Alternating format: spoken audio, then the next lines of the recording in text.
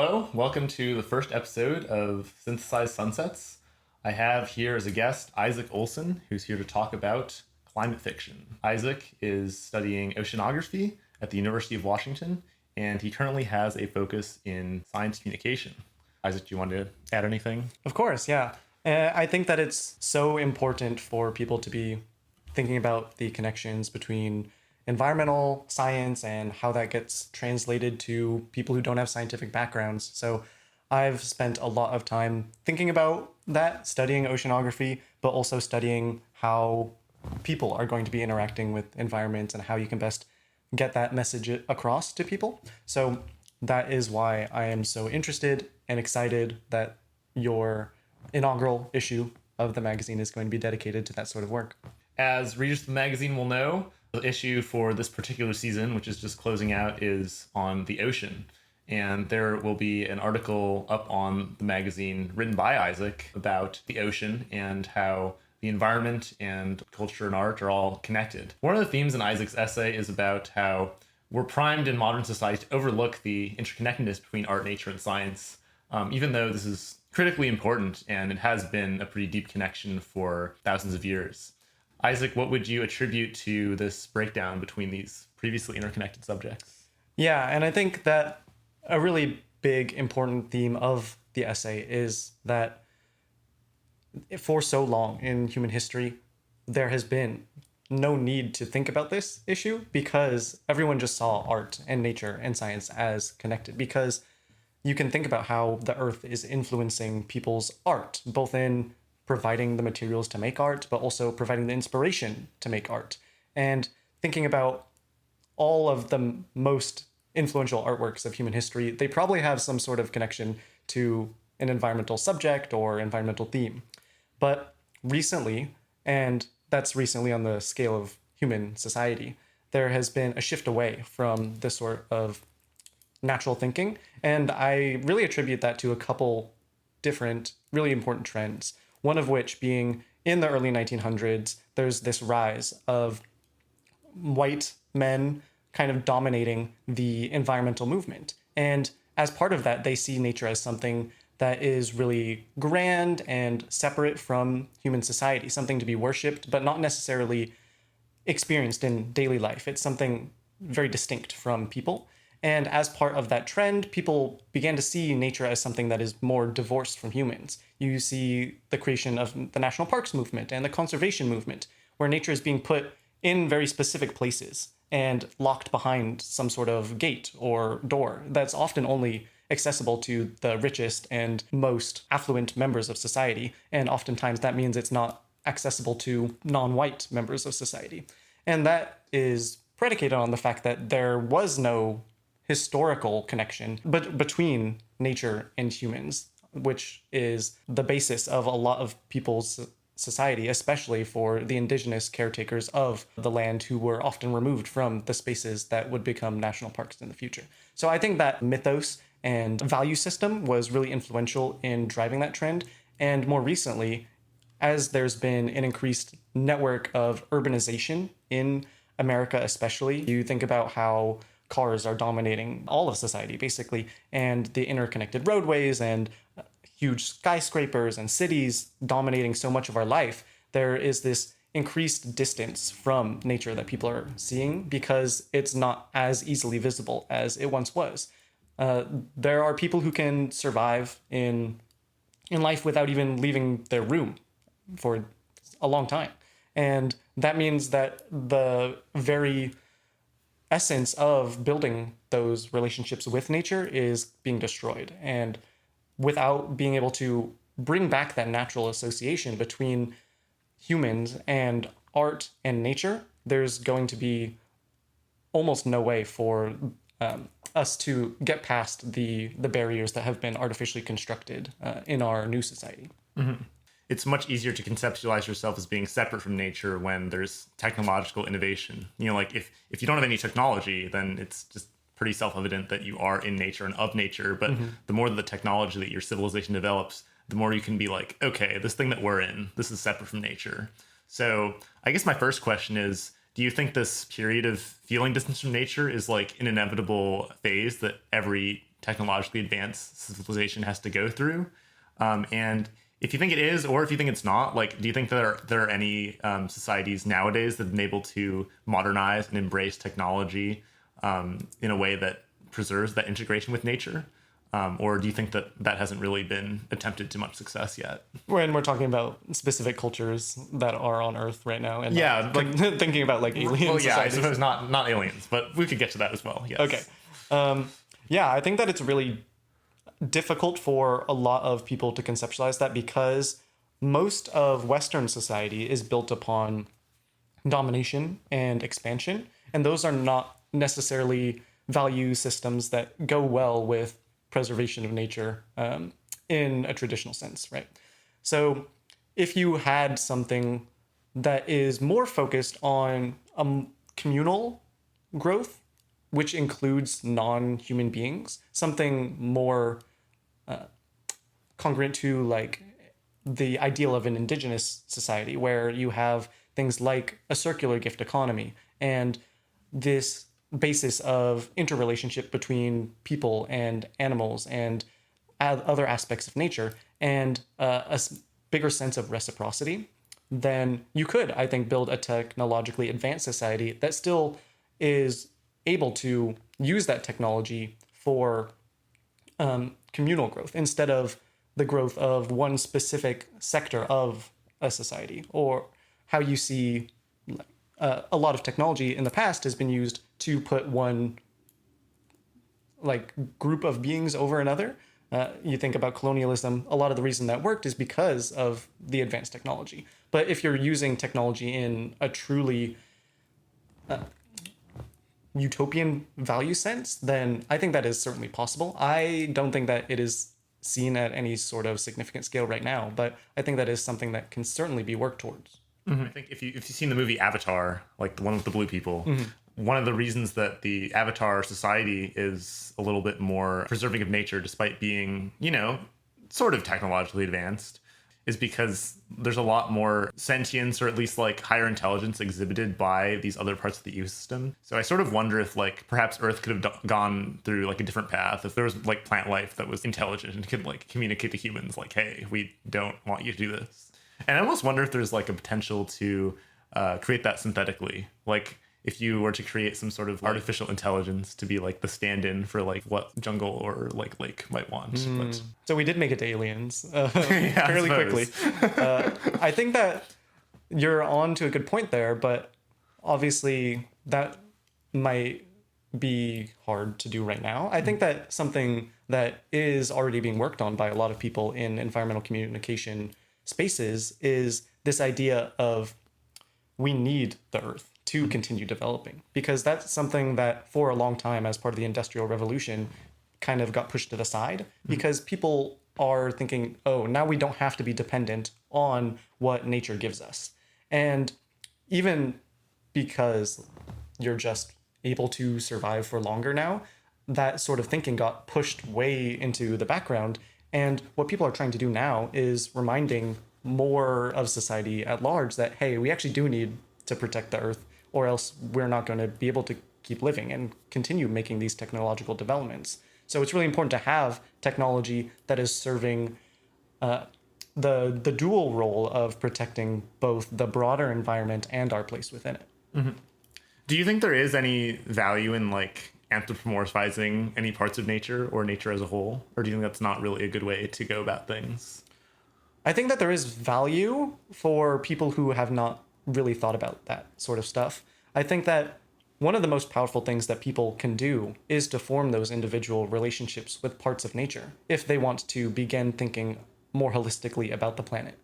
Whether that's just a specific plant that you really associate with strong feelings. If you go sit under a tree and really start to think about how it's grown and give it more characteristics of life, and not necessarily human characteristics, but characteristics that people associate with humans, like feeling, like communication, I think that goes a really long way towards giving people more capacity towards thinking about other beings in a more reciprocal sense. Mm-hmm.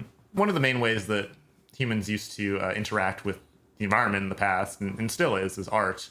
there was this very prominent movement called Romanticism. I'm sure most viewers are familiar, but Romanticism was a broad art movement, but more narrowly in the sense of landscape painting, Romanticism had this big focus on capturing the sublime qualities of nature. So it was influenced a lot by westward expansion and just the idea that man was going to go out into these untamed wildernesses and kind of just like experience the world, like spiritually, aesthetically. And this art movement kind of died out for the reasons that we described earlier. Like, as more and more people grew up in urban environments, it became less and less relatable. Like, a lot of people just never really had this direct spiritual relationship with nature. But you can see now that there are a lot of romantic artists that are having a little bit of a resurgence, on TikTok and other platforms, because I think that having this sort of attitude towards nature and reverence for the things that can't be touched by humanity just really hits in an era where it's now so distant that it almost kind of feels like a novel idea.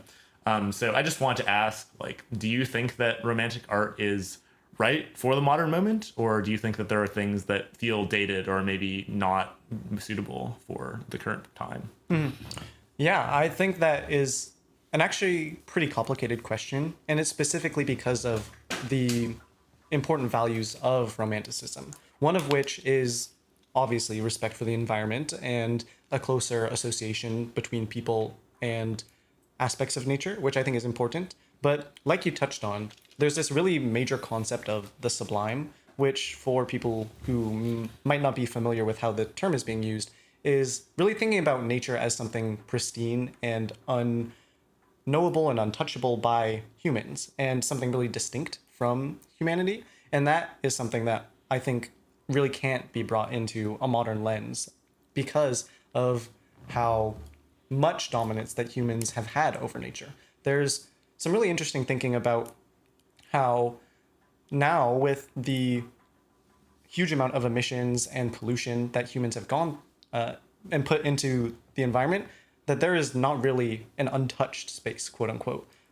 And because of that, thinking about humanity or humanity's relationship to nature and kind of idolizing this perception that nature is only something that exists in separation from people is inherently kind of a dead end. And it's problematic in thinking about what nature still exists and how we can still work to protect it.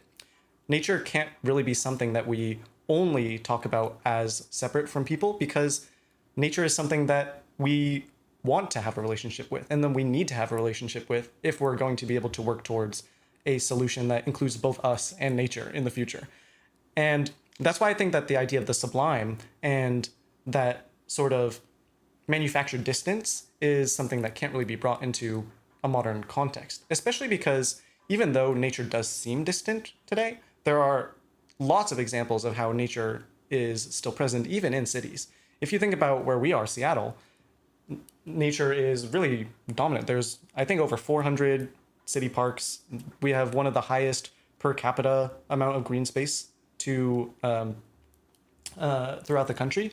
And obviously that's affected by who can access that and where to go. But even if you just look out across the Puget Sound, that is nature. And you'll see trees, you'll see birds, you'll see animals, even if they're just squirrels, like the ones that overrun a lot of the city in UW campus specifically, which is where I got my degree. That is all part of nature. And once people start thinking about how nature still is part of your life, even in the air we breathe, then that is going to be a much more important step than only seeing it as something you have to go visit in a national park and experience the grandeur of it, a la someone like John Muir or Teddy Roosevelt. Mm-hmm. So would you say similar things about, like, would you see John Muir and Teddy Roosevelt as representatives of the school of thought? Yeah, I think that they're representative of the kind of American version of that school of thought. Uh-huh. If you want to think about the artistic side, you'd say, oh, Hudson River School, Thomas Cole, mm-hmm. and the depictions of how grand nature can be. Or if you want the British Romanticism, I think first of John Keats and the poetry that he wrote about, and thinking how art and picturing nature through art as something that is very idealistic and idolized.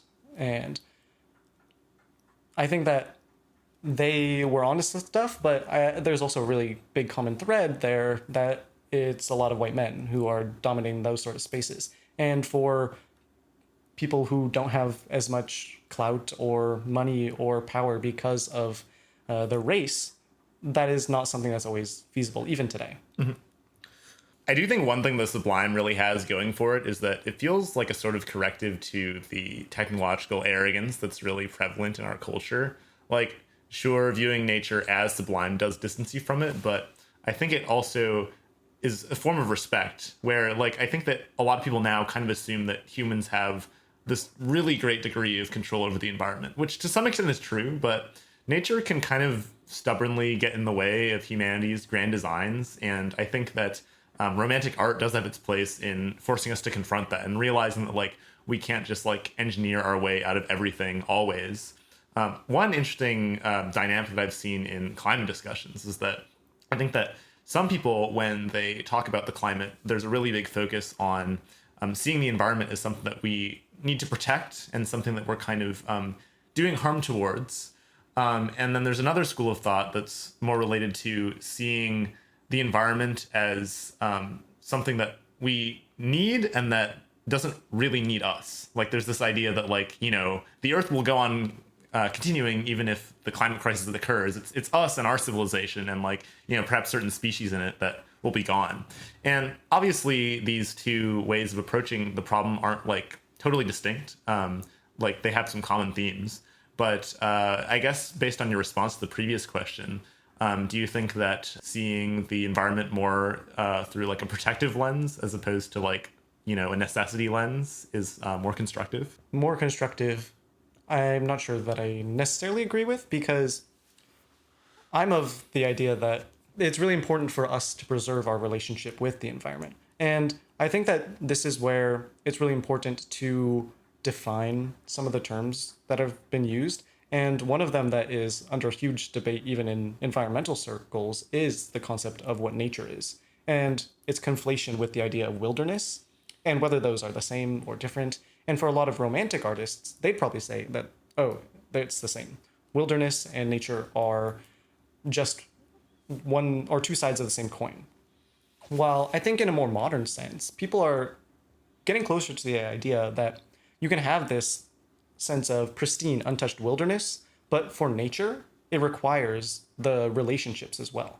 And the sense that there is more than just these isolated patches, but there's a built-in reciprocity between the entirety of beings who are reliant on the planet. And that can include animals and plants, and it definitely also includes humans, because we are part of the group that is being affected by nature and is affecting nature in turn.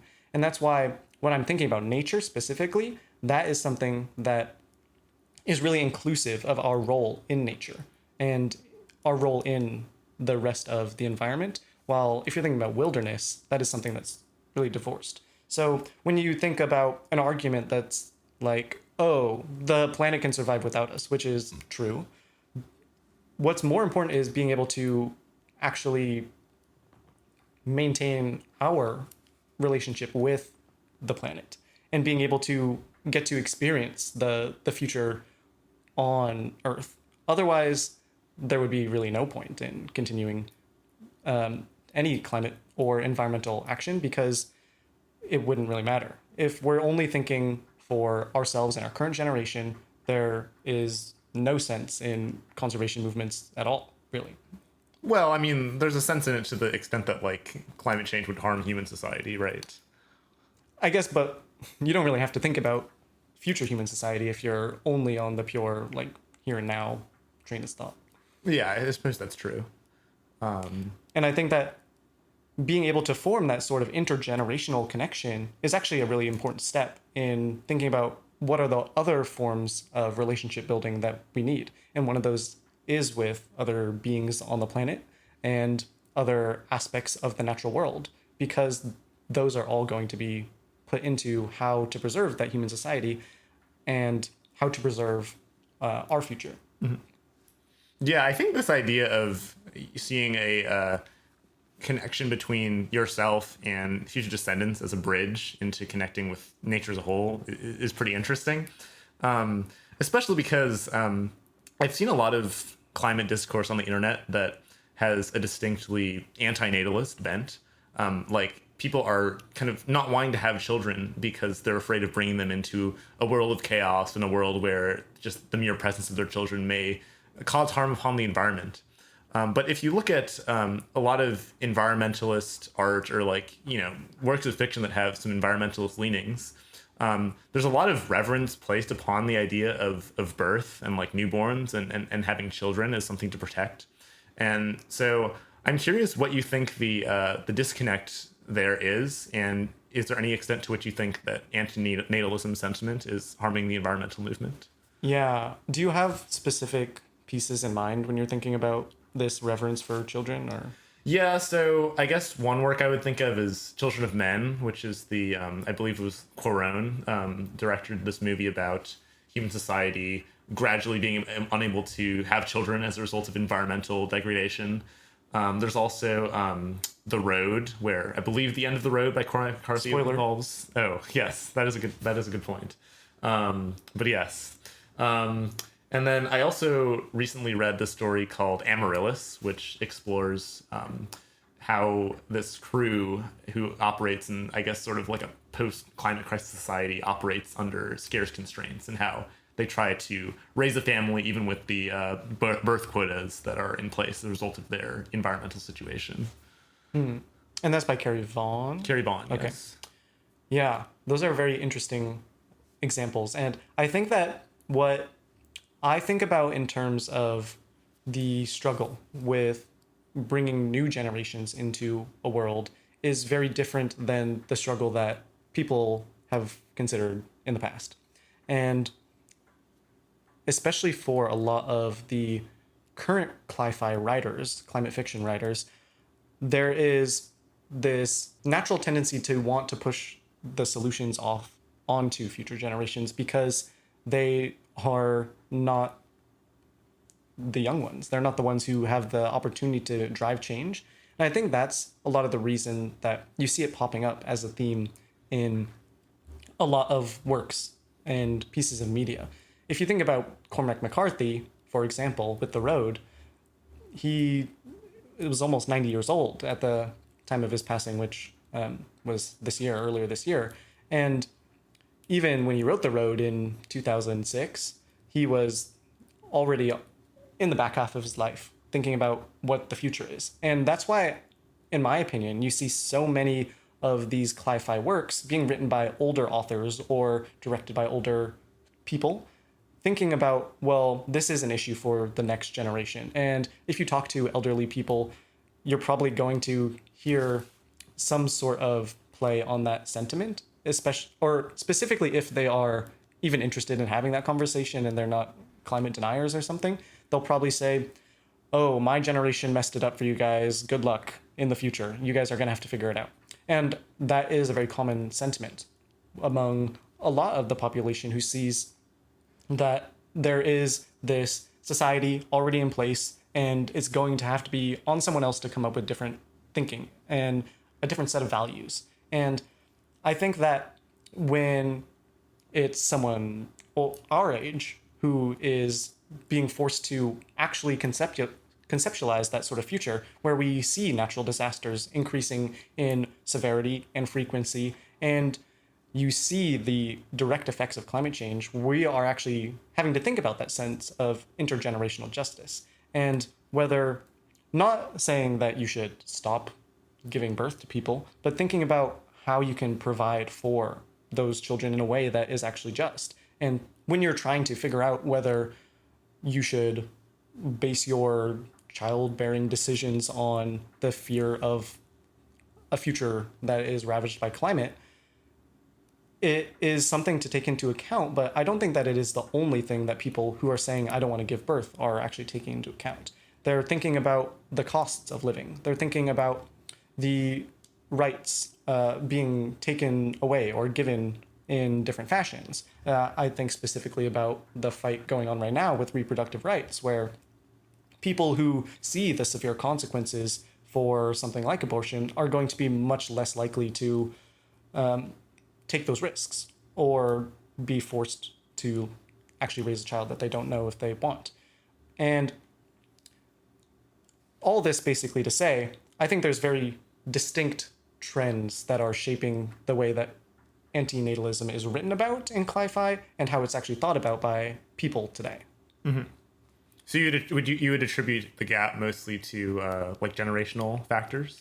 I think that definitely in the way that it's written about, it is generational, and especially something that is aspirational, where people are hoping that there's this change in mindset from a new generation, just because that's the easiest thing to put into a piece of media. More importantly, we can get that change of mindset while we're alive, and it doesn't have to come with a new generation. It just has to come with people who are more willing to think about these alternative ways of living, different value systems, and being more willing to question the way that society is structured right now, whether that is trying to change the dominance of a capitalistic society or reduce consumerism to make sure that there is enough for a future generation. I think those things are going to be much more important factors in choosing whether we're able to continue having children at the same rates. And additionally, thinking about the different values that people have today and the additional freedom that people have to explore different things before they have children, or not just be forced into a childbearing role. I'm thinking especially for women in the past who have been forced by society to go into a motherly role by default, can now explore other things first, or as an alternative to having a child.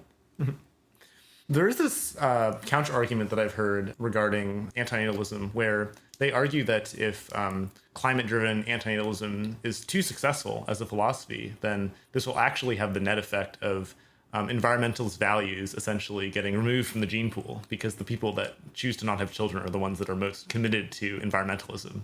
How would you say that argument lands with you? Like, do you think there's any truth to that argument? Yeah, I think that it is certainly an argument to consider, but I think that it is a lot more than just who your parents are and their values in how you end up thinking about things. I'm thinking about, you can have other mentors, you can have teachers, you can have friends with these values, and that can be an influence on how you think about the future. And if you're in a society that already has environmentalist values, then children of that society are naturally going to be thinking about those things already. And that doesn't have to rely on a parent being a firm climate activist. There's a lot of people who are concerned about climate who don't want to have children, but that doesn't mean that all people who have these sorts of values are not going to have an influence, or even that they're not going to have children. They might just be thinking about it in a more long-term way, and will actually take more care of a child if they have them, or even if they just choose to like adopt someone, they can still instill those sort of values in a child, even if they don't give birth to them themselves, because there are still children who are going to be born, and there's still going to be children who are in need of raising. And if a climate-minded person wants to, if they really wanted children, but the only thing that was holding them back was for a climate future, then that is something that can easily be gotten around. Mm-hmm. I think that the bigger thing is that a lot of climate people are just turned off by the wastefulness of the current society and can't envision a future that will be best for bringing another child in. And that is something that can be solved today and addressed with our current value system and in square with a thinking that there's going to be future generations that come after us. Mm-hmm. Mm-hmm. Speaking of climate communication, who would you say that climate fiction's intended audience is? Do you believe that it's should be designed more to persuade and influence the culture, or more to give catharsis to people who are already invested in these ideas? And I guess in the first case, if that's true, like, do you think cli-fi should make more of an effort to reach people who might be skeptical about conclusions that they've come to? Yeah, I think that cli-fi is actually a broad enough genre that it can encompass both of those themes. And that there is this really important group of authors who may not have always thought about cli-fi, but are now coming to an increased thinking of it that can serve a really important purpose in bringing new eyes to the movement and to the climate crisis specifically. Where you're thinking about these authors who not all of their works have had an environmentalist bend before, but are becoming more aware. Someone like we were just talking about Cormac McCarthy, The Road is seen as this really important cli-fi novel. It doesn't even mention climate change technically because it's thinking about this future that he was not always thinking about. He came to it rather late in life, not until, like I said, 2006. And that is a really important way for people to be brought into the movement. I'm thinking of, as well, Octavia Butler with Parable of the Sower in the 1990s. That's not her first sci-fi novel, but it is one of the preeminent cli-fi works because of how she's been able to bring Afrofuturism into a climate perspective and a modern perspective. And that's a way of bringing new people into the movement. So do you believe that authors like Cormac McCarthy and Octavia Butler were in a big way influenced by people who were more dedicated cli-fi authors or artists? I think that you could say that. I don't know what their specific history is with the movement, but I think that it's more likely that they just saw these emerging issues and were thinking about them in the context of future generations. I know that's definitely true with Cormac McCarthy, where he saw his son, like his own son, having to deal with these sorts of issues and thinking about how a father can be instilling these sorts of values in a world that might not be as kind to future generations, and thinking about whether there are ways of bringing more people into that sort of thinking so that people can, with power right now, can start thinking ahead for how their children are going to be dealing with these sorts of issues. So I think that it is very likely that those sorts of writings or pieces of media were influential. I do think that there is a separate sector of the cli-fi movement that is really focused on venting and catharsis and showcasing that people are considering climate change as an issue that's worth being talked about, but also presenting sorts of new ways of thinking about it and new ways of taking action upon it. And that is something that's more personal, and it often comes from people who are like already in a climate background sort of lens, and people who have written about this for a long time. And I almost think that it works really well for people who are less affiliated with fiction writing to make a foray into fiction writing to make that the most effective as it could be. Mm-hmm. What do you think that fiction writing can provide that can't be provided by something like just a really vivid personal narrative? Something like Walden. Right. When I think about the value of fiction, I always go back to another titan of sci-fi, actually, Ursula K. Le Guin. She has this really important essay called The Carrier Bag Theory of Fiction. And in it, she describes how fiction is really important in being able to provide a story and provide emotion rather than just the traditional structure of people with a traditional heroic structure that places people on a pedestal, makes them someone that you could never be. And I think that a lot of times in personal narratives, that is a big barrier. People can read Walden and think about Thoreau's writings a lot, but for a lot of people, that's just not going to be relatable. And it's going to lead to this sense of disconnect where you can see what he's written, but you don't get to feel what he's written. Ursula K. Le Guin is really a proponent of fiction in being able to get over that hump. And she specifically says in the essay that that is why I like novels. Instead of heroes, they have people in them. And she thinks about sci-fi as something that can help describe what is going on and how people feel about it. And provide that sort of context that you don't really get in just a scientific technical writing or even a memoir. You can really put yourself into the character's shoes and think about the emotions and the broader context of that world that helps you get across themes that are way harder to get across in a narrative. Would you say that there is any piece of fiction that really allowed you to grasp a truth that you previously were unable to through nonfiction? There is this really interesting work of fiction that was published fairly recently by Ben Okri called The Secret Source.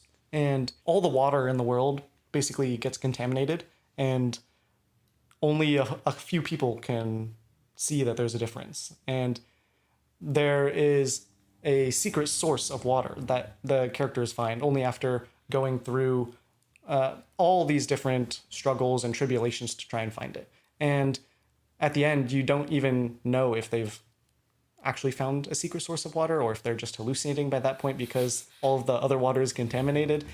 And I think that that story really helped me think about the way that changing resources and changing thinking about the whole broader society in like comparison to who has control over natural resources and what our personal relationship is with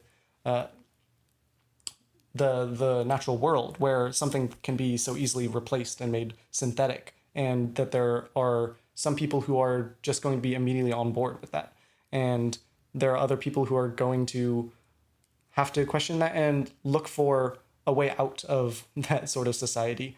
And I think that it's a really powerful piece that helps you become more aligned with the types of people who are willing to question whether current society is actually always going to be the correct answer. And I take that from a very like progressive standpoint where we need to change the value system.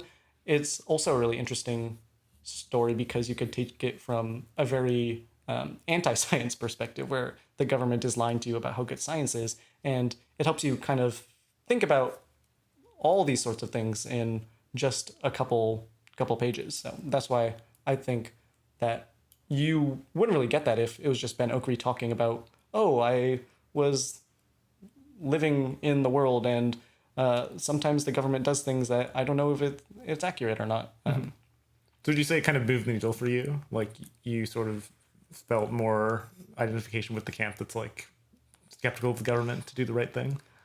Oh, well, I'm already fairly skeptical of the government to do the right thing. It was more, you get a lot more understanding of where someone might come from. And whether you agree with that or not, that's something really important in climate communication. Being able to understand where people are at and then think about how to communicate it. For a long time with climate, every scientist was basically just saying, if we give the broader public enough stats, then they'll agree. If we just say that, hey guys, the globe is warming by this many degrees, then everyone will just, oh, of course, we got to do something about it. And I think that theory has proven to be so ineffective based on the amount of time scientists have spent trying to get that done. And I think for a lot of people, the reason that isn't actually convincing is because there's this natural distrust of what someone tells you if you can't actually see it. And for climate change, for a long time, you weren't really seeing these effects directly. And for a lot of people, I think Midwest United States, you're still not seeing these effects in the same way that somewhere like California or Florida is seeing them.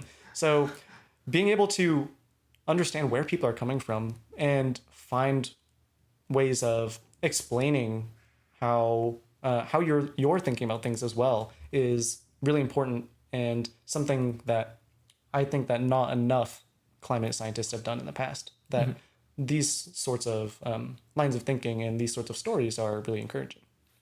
So to clarify, would you say that you sort of gained more truth about how you might want to go about like communicating with people who hold such beliefs?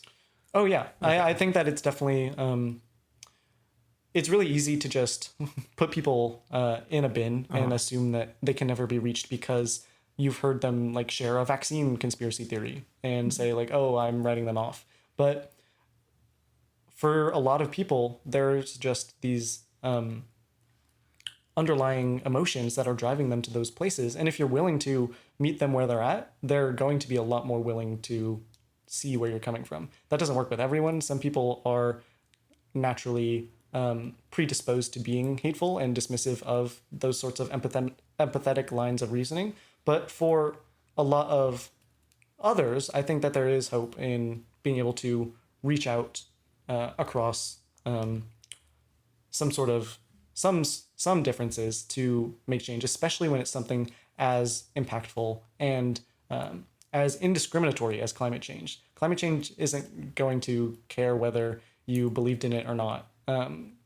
It's going to affect everyone. So it's really important for us to be able to communicate that to people and say that I know you maybe have a natural distrust of the EPA, for example, but there are effects that are going to happen to your community, and these are the ways that we need to start addressing them. And coming out those conversations from a sense of understanding and a sense of commitment to making relationships open and honest, I think will go a pretty long way towards that. And I think that's something that the short story really engendered in me. Okay. Yeah. As for your question, have I had a similar experience of fiction, like, providing a more grounding narrative? I can't really think of a climate example, but I would say that one narrative that did this for me is Kindred by Octavia Butler. If you read a lot of nonfiction narratives about slavery, or even fictional narratives about slavery, I suppose, there is something kind of like romantic about them. Like, they're just sort of very cinematic and dramatized, and there's just a really big focus on like the very worst atrocities that are perpetuated by slave masters, which of course were present, but they weren't exactly like, the normal experience of a slave. It's just what would, be good for Oscar bait, or just like what would be the most compelling thing to put in a movie. And what's interesting about Kindred by Octavia Butler, so Kindred is basically this narrative about a woman from, I think, maybe like the 1980s, who is randomly sent back in time to the plantation of her ancestors. And in part because she's descended from them, she's able to create a lot of empathy for her owners, despite this dynamic that she knows exists. And I think that it's honestly like a more grounding narrative that actually calls more focus to what's problematic about the idea of slavery itself, as opposed to like the violent excesses that came out of slavery but aren't necessarily inherent to it. Like, what is bad about being a slave, even if your master isn't like whipping you like every day? Like, what is it really that's actually so bad about being forced into this identity? And I think that because she is like a modern person with modern sensibilities, and just like, is generally someone that you can relate to, like a pretty normal person, she's really able to give you some perspective on that. And I think another thing that gives you perspective, maybe in a bad way, is that she's married to a man who is white. And spoiler alert, but he eventually goes back with her. And she's kind of disappointed to find that he doesn't really find slavery to be as objectionable as she does, because he doesn't really have that first person experience, and he's not seeing these like cinematic elements that he was perhaps expecting, and like how we the readers might expect to be seeing in this narrative. So I think that narrative in particular did a good job of driving home some points that didn't necessarily come across in the nonfiction. Was there a specific nonfiction you're thinking about in comparison? I don't know. Like, we read like, the Frederick Douglass's narrative, for example, and like this was clearly, there's just this very, poignant scene where he's like whipped by his master but refuses to submit. But yeah, I mean, I wasn't really connecting with like, just the overall identity of Frederick Douglass nearly as much as I was with someone who's just like, a pretty normal person from like the 1980s who I can relate to, as opposed to just like an iconic orator of American history and such. Mm-hmm. And maybe that's because those are very different audiences that they're trying to speak to. Right, yeah, of course, yes. But, there was some value there. So you talked about short fiction a bit. Here's an extension of the previous question. What can short fiction provide that regular long fiction cannot? Oh, I think that short fiction is really important right now, especially because there is an increasing amount of content being produced, and an increasing demand on people's attention to to choose between those content, right? So if you think about young people especially, attention spans are noticeably getting shorter, and there is this really strong competition between what people spend their time doing, especially because there are increasing demands on young people to have all these sorts of values and being able to engage at all moments because of the overdominance of technology in our world. So being able to write effective short fiction that can get across points really succinctly and concisely is going to be really important in a future where people are saturated with content and only have so much time to commit to to reading or to watching something. And I think that is being seen with the prevalence of short fiction on places like YouTube or TikTok that are still gaining traction and being able to deliver important messages while while not taking up the same amount of time as like a Charles Dickens book, you know? Yeah. Valuable in an ocean of content, you could say. Yes. But I think short fiction actually has an interesting challenge, because I think that in the current cultural moment, literature as a whole is defined in opposition to the short form. Like you read literature because you don't want to like maximally consume, you want to be a little bit more mindful and take your time with how you engage with media.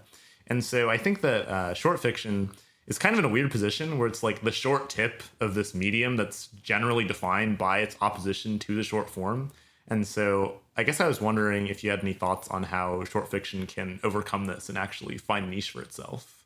I think that it's very possible for short fiction to become a more defined medium, and like kind of in opposition to regular literature as well, or like. Well, I think that it actually can serve as something that is kind of more of a bridge into longer literature, and I think you see that with more authors being willing to stand behind short fiction as something that is valuable, and instead of being forced into something where, oh, if you want to make money, you have to write a novel. I think that's a very common sentiment just because of the amount of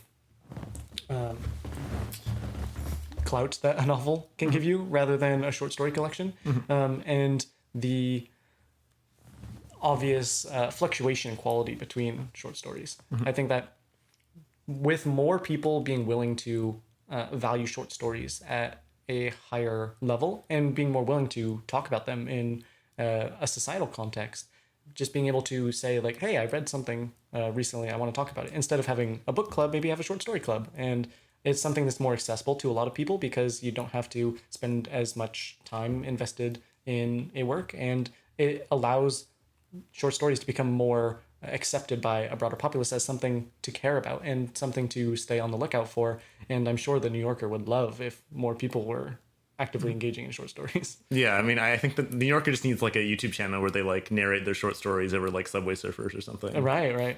Or I know they have a podcast, so if they just maybe record that, put some sand cutting in the middle. So. Yeah. What I would like to see more of from short fiction is there used to be this idea that authors would write short fiction sort of like in preparation for writing some novella or novel. So Flowers for Algernon, famous short novel, was previously a short story before it was converted into a novel. But I actually think that people would be really well served for the opposite in the current age of media, where like if an author has some book, they can put out like a short story version of it to kind of try to hook the audience, and maybe they want to read more. I guess I sort of wish that more novels sort of had like explicit short story versions of them that are different, but it's just like you get a sense of the author's writing style. It's like, hey, if you like this, maybe you like the whole book, or maybe it's not even the whole narrative to make it a little bit more of a draw. Or if it's just like set in the same world or something. Yeah, or something to that effect. One really interesting interdisciplinary take I saw in the short story was the Netflix show Love, Death, and Robots, So Love, Death, and Robots is this animated series, and every episode has like a different director and like maybe even a different animated studio. But the big thing about Love, Death, and Robots is almost every episode of Love, Death, and Robots is directly lifted from some not very popular sci-fi short story. And I think this is really cool, and I think it's why this show is able to stand out so much is because it just goes deep into the depths of sci-fi and just pulls out some amazing gems. But I guess I sort of wish that the connection between the short story and the episode was a little bit more explicit, because I don't think it's exactly obvious that that's the case. But I remember when I learned that that was the case, I was like, whoa, like, you mean these episodes are also like having short story equivalents and the author also wrote other stuff? That's pretty cool. And I guess I would also like to see maybe a little bit more interplay between people who write scripts or screenplays and then other work that they've done. I think it would be great if authors could sort of pitch themselves like, oh, hey, I wrote this episode of Black Mirror. Like, do you want to read my fiction if you enjoyed the show? I think something like that could be really cool. Yeah, and I think that I'd have to look more into this, but I know that someone like Harlan Ellison, famous for I Have No Mouth, I Must Scream, is also credited as a writer on a lot of shows, including some Twilight Zone episodes. So that sort of interplay, I think, is a format that could definitely work in a modern age where there's an increasing amount of screenwriters or normal writers who want to branch out into other mediums. I feel it's just like a little bit too invisible. Like, I think it'd be really cool if, based on your Netflix diet, like Netflix was just like, oh, you like episodes that were written by like these writers, and maybe you'll like this fiction that they wrote, or these authors that are similar to them. I mean, that would kind of cut into their business model. Yeah, so perhaps Netflix is not the right business to do this. But I think that part of the reason that short fiction is struggling is because the magazine economy essentially collapsed. There are very few magazines that are making money, and the ones that do are almost all online. Do you think magazines are dead? I sort of get the impression that most of these magazines that used to be popular, especially literature magazines, are declining in popularity. Do you think that's going to continue to be the case, or do you think there's a lot of potential for magazines to actually bounce back? And like, if so, how? I would say that the current trend is for magazines to be dying, but I think that that's true of a lot of mediums, and not all of those mediums are going to die. And I think that what will set specific mediums apart is the ability to adapt to the new age and to find new ways of getting across content that were not possible before. I specifically think a lot about the late night TV model, where for a long time, these were just the dominant shows for most of America. Everyone would tune into late night and would watch the episodes. And over time, people started shifting away from that because there were these alternative forms of getting your information and getting updated. A lot of social media, a lot of more accessible interviews with stars. So late night TV was forced to adapt. It was forced to start going more into things like YouTube clips and posting episodes in different places and involving new formats. And you see pioneers of the modern movement like Conan O'Brien even shifting totally away from late night into a podcast and thinking about how you can still get across a lot of those themes and the things that were brought up in the previous medium into a new age. And I think that's something that is definitely possible for magazines to serve in a role as, even if people aren't buying physical copies in the same way weekly as in the past. There are a lot of options for that content to get in front of people, whether that's through social media presence, through other forms of interaction with people. And there is this pathway forward. I think it'll be hard for a magazine to survive, but I think it's definitely, if you're able to properly adapt to the changing world, then it is something that can be successful. Part of the reason that magazines have really been unable to capitalize on the same trends that late night has is that I think magazines are a lot less compatible with like a la carte media consumption. Even though late night shows have a lot of different segments, there's often kind of just like some main segment or some main open that you can kind of just like consume in itself and then just be like, oh, that's cool, I want to watch this show. Whereas I think magazines are less defined by a single atom of media and more by the entire vibe, like this entire staff, their taste, what sorts of things they choose to cover, what things they choose to write about. And I think that when you get a magazine, you're kind of mainly paying more for that entire package as opposed to like some specific part of it. And so I wouldn't say that's true for other media. Like I would say for a lot of albums, you kind of are paying for like a couple songs, at least in the past. And like for some late night shows, like you're really paying for just like this one segment that you like, or, you know, for at least for a lot of people to draw. And so I think that part of what magazines will need to be able to do to succeed is to kind of being able to find a better way to hook people as opposed to just being this more like encompassing aesthetic experience. I think that one step in this direction, obviously, is Substack, which I think you could see as trying to capitalize on the algorithmification of magazines. And it's been somewhat successful at this, you know, partially through its discovery features. But I think you still have the problem of, like, Substack is so a la carte that I don't think you're getting the same cohesive experience as when you read magazines from old. And, like, I think there needs to be a little bit more connective tissue between the parts of Substack to truly bring back what would be the magazine experience, as opposed to like this newer thing. I think Substack is not quite magazine, but not quite blog. It's sort of somewhere in between. Yeah. So I guess I'm curious why you're starting a magazine if you're foreseeing a lot of the issues in the medium and thinking about how even Substack can't perfectly work in this way. You know, how are you planning on overcoming a lot of the issues that you're pointing out? Yeah, so I guess I mostly want to overcome these issues by having it more rooted in the real world.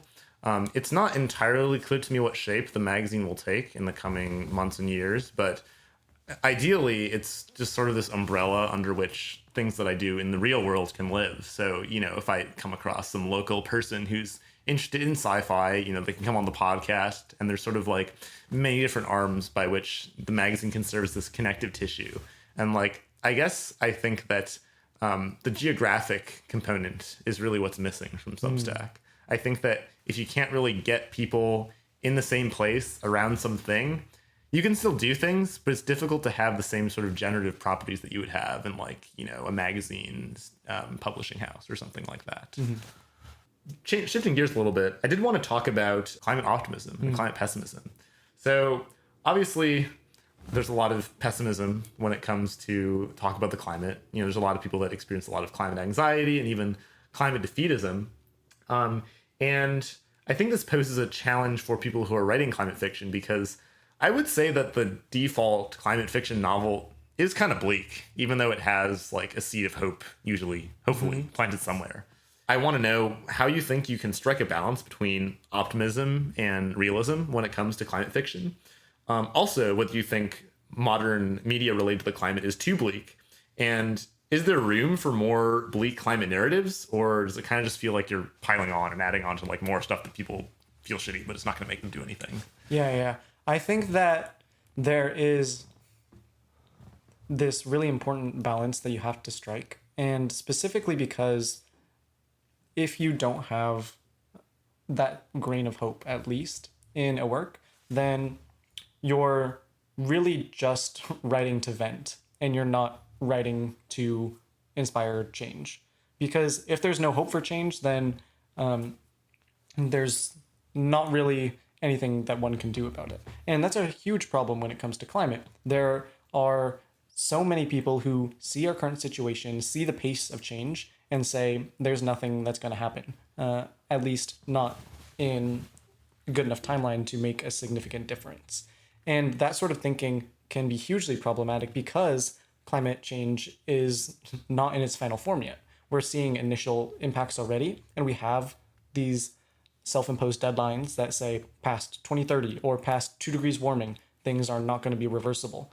But we're not there yet. And if we don't have at least belief that there can be change to mitigate the damage and adapt to the new circumstances, then there's really no point in reducing at all. And that sense of intergenerational justice that we were talking about at the beginning of the episode kind of flies out the window. So if you want to have any sense of hope for the future, there's going to have to be these really important reliances on the ways and solutions for people to get out of the bleak future that people see. So when I'm thinking about how we see a lot of bleak climate narratives, I think that that is perfectly fine. And it's important to showcase what or how people are dealing with the scary future that we're facing, honestly. But it's also just as important to remember that that future is an imagined future of what could be, not what has to be or what is right now.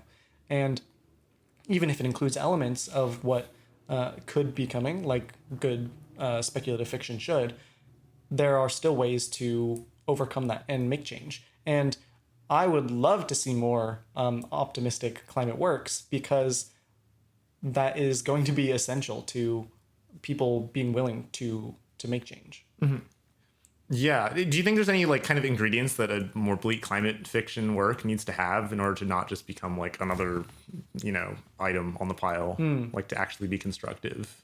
Yeah, I think that what's really helpful in making good climate narrative that has elements of doomerism or grief is offering unique perspectives. So if you're able to showcase how a specific community that is maybe underrepresented or has not had their voice told is dealing with a aspect of the climate future and the like really impactful climate impacts that might be coming, then there is a lot of worth in being able to uplift those voices and bring them to people who might not be thinking about them, especially if they're not experiencing the same sorts of new changes in the world as a result of climate change. Like if you are someone from the landlocked states in the US, reading about how specific communities are being threatened by changes in the ocean, whether that's sea level rise or ocean acidification or harmful algal blooms, in a more fiction-based way, it's going to be a lot more impactful, even if it's something that is not explicitly hopeful. If it is able to communicate those sorts of emotions, it will be able to make a really big impact, even in the huge pool of already extant climate literature that kind of has that general outlook. So do you think that in its current state, I guess, do you think that climate outreach is producing this desired effect? Like, do you think it's kind of moving people towards constructive action, or do you think it's kind of more on the side of just lulling people into defeatism? Like, do you think that, how do you think it's going, basically? I think that I think that the people who are working in it right now have the awareness of what needs to be done, and that is going well. I think that the struggle is building that sort of trust and building the relationships that effective climate communication needs takes a lot of time. And there is a really big history of ineffective climate communication standing in the way of being able to bring people hope. And when you read a news headline, for example, it's probably going to be negative because that's what will drive clicks. And it's probably going to not point people towards really effective on the ground sorts of education and solutions. It's probably going to be something really massive, like, oh, we emitted this many fossil fuels, we need to convert everything to renewables by this date. And for people who don't have the information on how that's actually going to affect a specific community, that is not going to do anything except scare.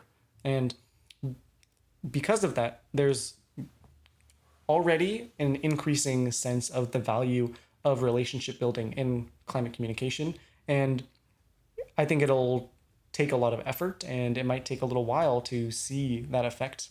But I think that it is something that can definitely be driving change. And especially for youth who are the people who are going to be the most affected by this sort of climate doomerism mindset, it's going to be really important to be able to showcase that there is opportunity for change. And that's going to come from people who are knowledgeable of situations and knowledgeable of community being willing to have open and honest conversations. And acknowledge that there is a sense of bleakness about the world, but there's also a sense of progress and change that can happen, especially if you begin to question a lot of the traditionally held assumptions about our society.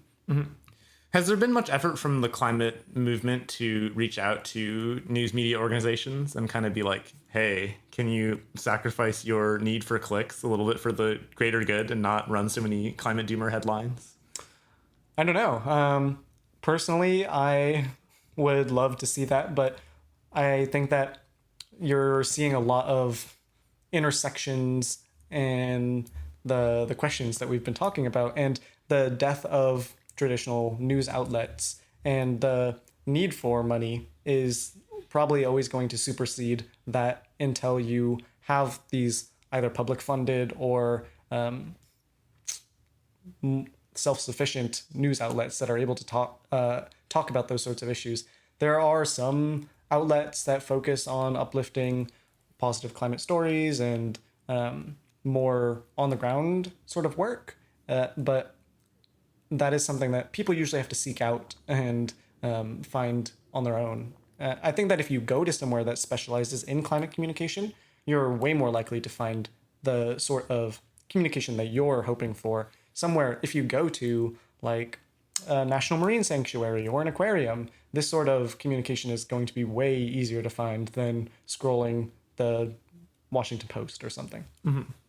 So where do you go to find optimism about the climate? Oh, I always rely on my community and being able to interact with other people who are continued in the fight and in the efforts towards changing society's minds on climate and fighting for change.